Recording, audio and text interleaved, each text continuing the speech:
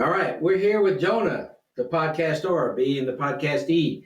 We're going to we're going to interview him today. I appreciate him wanting to do these podcasts, but I was talking to him today. We just want to talk about how maybe we can reach more young people to be able to have a desire to come to church. I know it's a different generation, A, B, C, D, X, Y, Z, whatever it is. I don't know what it all is, but since you're a gamer and you talk to people all the time, you probably have better insight on maybe why some don't come to church and or some that maybe they go and they don't end up staying somewhere or something. What you think on that topic? Well, you've got two ways you can look at it. There's only two kinds of young people. There are the people that have uh, grown up in church all their life. They get out into the wide, wide world, that bubble gets popped, and then all of a sudden, they're not a Christian anymore. And then you've got another kind, young people that have never heard the gospel, have never had a clear view of what representation of Christian should be, and then they just don't know where to go from there. They look online, and the most popular Christian media they have is perhaps a certain Houston mega pastor or somebody proclaiming, naming, and gaming the system for their money. And we just can't have that. And I think a lot of what happens is, one, I think it's mostly the fault of, as much as I don't like to say this, the fault of the parents. For those that have raised their kids in church their whole life, they tend to think the child is just going to believe everything they hear. They don't ever have to back up any of their claims.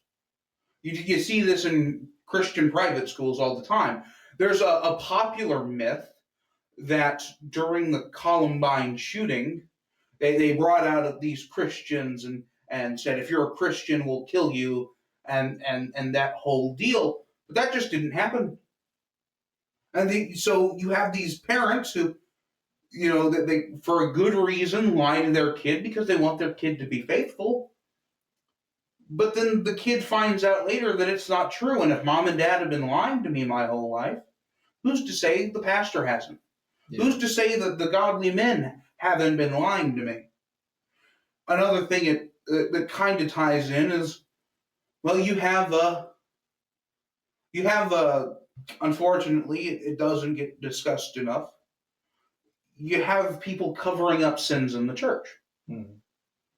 You have the biggest one I can think of is the Catholic Church, the pedophilia scandals that they have. And that tends to drive people away. It should drive people away. It's an evil thing. But what happens is when somebody hears the Christians, they don't get an image of Pastor Rudy over here lovingly handing out the gospel. They get the picture of a priest declaring before his ministry that the Pope is pardoning all of his sins. They don't get the who Christ really is, what he came here to do. They get this slap on the hand for the believer kind of Christian. But they'll get punished if they say anything that even sounds remotely heretical.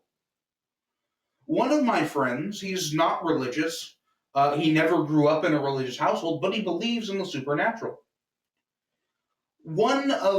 He showed me one of his hoodies. He's got a rather demonic-looking hoodie. And the one thing he wanted to know was, if I showed up in your church, would I be accepted? And I said, there's a condition. Because there's always a condition. I told him, if you come looking for truth, if you don't come looking to judge us, to slander our pastor, we will have no problem how you come dressed. If it's the only thing you have on, if it's the only thing you can come decent in, we will gladly, we'll put you in a front row seat if you want to. I think you would enjoy having a chance to talk to somebody, to express the gospel. So you think that there's a couple of things you hit that might be some reasons why young people don't go. Now, we know it's kind of a generational change because it has been happening forever in Europe, and now it's in America and so forth, where there's a lot of atheism, especially between young people. And I think that's not necessarily because they say, I don't want to believe there's a God, but I think it's more like, I've never really met anybody that ever represented the real God, so I don't even know if God exists. So I was just easier for me to say, I don't need any religion, I don't need whatever. And it jumped it all into one slot. So when you meet people like online, I'm sure you gamers stuff you meet, I'm sure there's a lot that think that have that mentality. And I know that you're trying to show them Jesus the time you spend online. So what's some of the things that you do to just try to introduce Jesus and the thought that, yes, there is a God and you can know him and he knows you? One of the greatest tools we have is actually our cellular device. And the reason I say this is we have access to more information than our forefathers did. But so do they. And they can nitpick in great detail about what they choose to believe or not. But we have to be cautious and graceful. We have to be merciful. We can't just nitpick.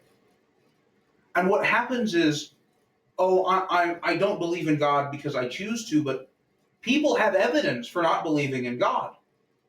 I say evolution, the Big Bang Theory, is a great way to describe how the world came about naturally. Problem is, the world didn't come about naturally. Yeah. If you look at the world, there's so many supernatural elements in it. Yeah. One thing I have to point them to is the Bible is not a book about natural events taking place. It is a book about a supernatural being reaching into a natural world to influence the world in his will. I have to tell them, you can't just throw mysticism and mysticalities at them. You know, they'll believe Jesus was a real person. Historians agree that Jesus was a real person. They'll listen to historians, but they won't listen to a crazy street preacher man. Yeah. Because crazy street preacher man believes in the mysticalities of the Gospels. But they grew up in a physical world. And unfortunately, history is not a physical thing. It's just something that is told repeatedly. It's something that can prove an event happened, but we don't always have that. It is quite a dangerous mentality to say just because I believe it, it makes it true.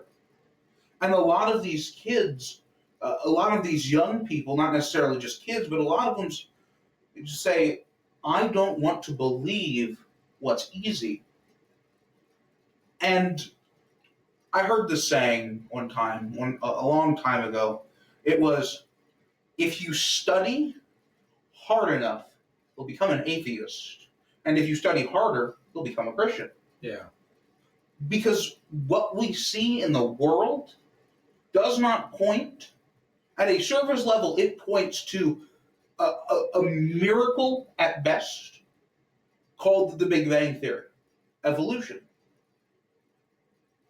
But when you start digging further, when you start looking further, you see, now this, in this order here, when placed like this could never happen naturally. There has to be something behind it.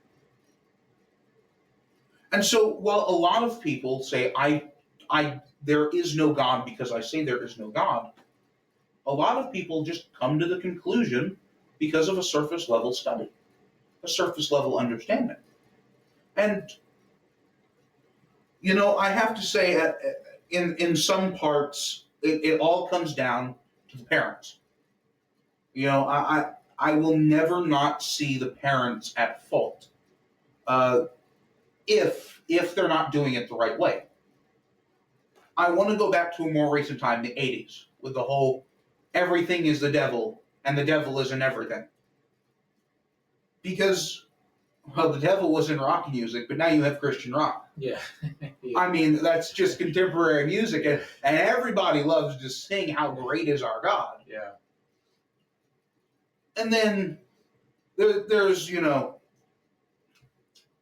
people were getting into Dungeons and Dragons, and parents were like, this is evil, this is evil, this is evil, but not realizing Dungeons and Dragons is a game about mathematics. It just has Tolkien-inspired things.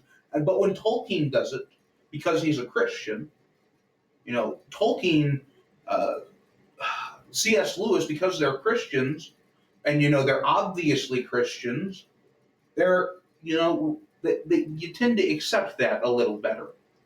But to somebody who hears the term wizard or sorcerer, their first thought was not, okay, this is just a fantasy in some kid's mind. This kid is practicing witchcraft. And then that drives people away because we're not willing to. I don't want to sound like, oh, the progressive little street preacher who's just, he's just trying to get everyone to love each other, because I'm not progressive. But the problem is we don't want to learn new things. Yeah.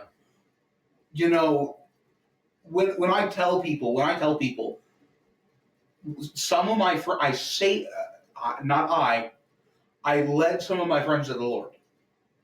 When I say that, and I say I led some of my friends to the Lord over a video game, it boggles people's minds.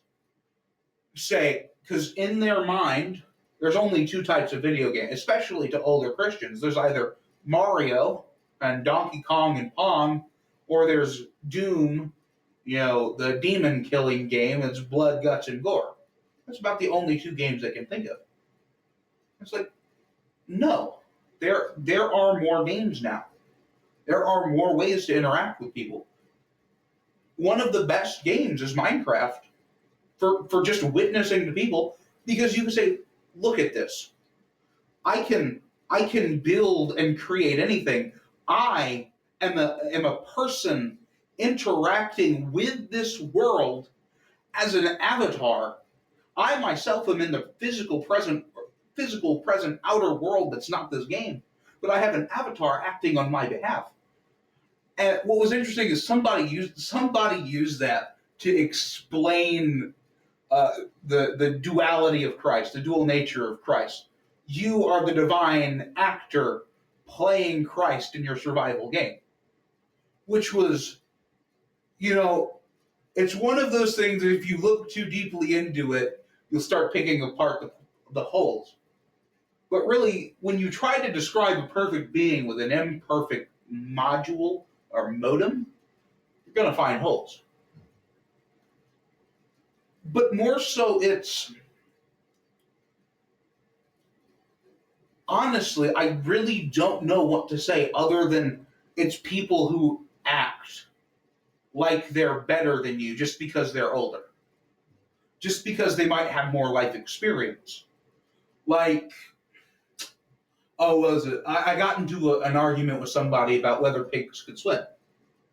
Now, pigs can swim, but I didn't know this. Because for a long time, it was believed that pigs couldn't swim. It was bad luck for a sailor to have a pig on board. Well, they filmed pigs swimming. And when I asked this person, would you show me a video of the pig swimming, that you claim to have a video, they would not give up the fact that pigs could swim without showing me proof. Yeah. Or evidence, rather. That's one thing we have to work on, is not just bashing down someone's idea, but showing evidence to the contrary. That's what a phone is good for. Because I can go in here, and within 20 seconds, I can find all the evidence I need to dispute their claim.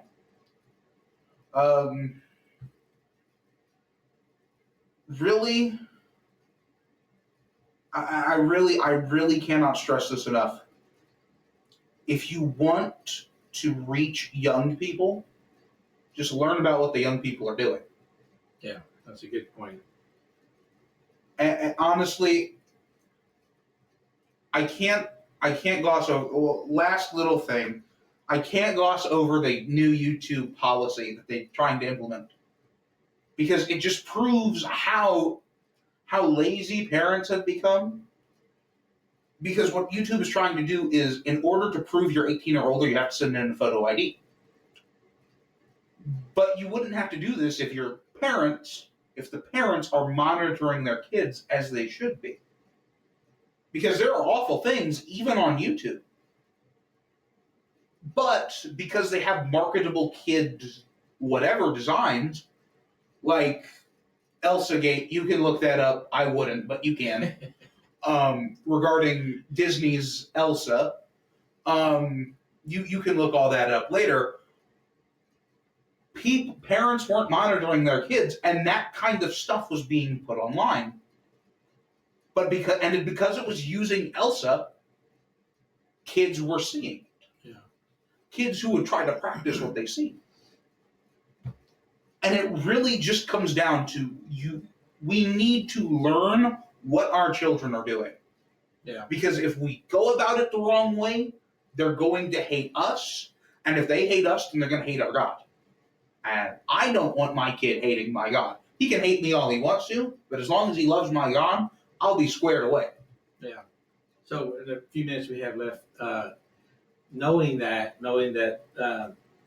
this is where the young people, that generation is, that they don't see evidence. They need someone to show them evidence. I know over the past, I guess, 20, 30 plus years, churches have been, for a good reason, trying to reach the young people, but they've made changes in their program and stuff to try to reach young people to make it more exciting, maybe bring in music that they like instead of what the rest of the congregation likes, or other activities that may spark their interest or so forth. And I can understand some of that, and every church has to do it their own way. But what I have noticed is that those churches that do seem to have a lot of young people in them, at least the few that I know, there's thousands, so I can't speak to all of them, but the few that I know tend to not be giving the evidence of Jesus Christ to them that they may know Christ. They're just kind of speaking about the Lord or God in a general way, and so that there's no real communication of who Jesus is and their need to be saved and so forth. So it may or may not work. I don't know enough about that. But what I do know, based on what you're telling me, is that in order for us to reach young people, we have to reach them where they are and understand a little bit what they do, what they go through, the gaming or whatever it is, and whatever speaks to their interest. And then let them understand, what's going on, and so that we can reach them and bring them to church. So do you have any ideas like on that as far as, so I don't know how we can actually, I don't know if there's a way really just to invite them and bring them to church, because most people are too shy. They don't know anybody. They're not going to come to church. Even if you have music they really like, they might, when they do come, maybe they will, okay, I kind of like this music, whatever it is. But getting them there, I think, is the problem. And so what's some thoughts on that? On how can we not just reach young people to bring them to church, but reach them to bring them the evidence of Christ? Well, first, I think it simply starts by humbling ourselves. Because we can't be the haughty Christians that the world sees us as. We can't be the Christians that are out there, I'm a Christian, follow my example, because our example is not a perfect example. Christ's example is. Christ came to earth. God came to earth to pay a debt we could not pay. He took our place on a cross. And kids, I don't want to say kids because I'm not a kid right now. I was a kid. I'm closer to being a kid than you were. Yeah. But young people want to be treated like people. Just because you might have 100 years on me. Just because you have 100 years on me does not mean you know what I went through. Does not mean you know what I'm expecting to get out of the gospel. So for some kids, it's an evidence thing. What I would do is, if you're a young kid who is so intoxicated by the gospel that you just have to share it with everybody, start simple. Start with simple facts. I love history. And there are so many great examples of history being proven, or the Bible being proven through history, rather.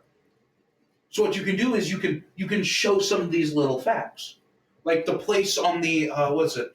I think it's the place on the Red Sea where the sand is turned to glass by some kind of fire that was there, but we don't know. You could show them the pillar of salt that contains bioorganic matter on, I think it's a coast in Turkey, but where Sodom and Gomorrah, not Turkey, but where Sodom and Gomorrah were.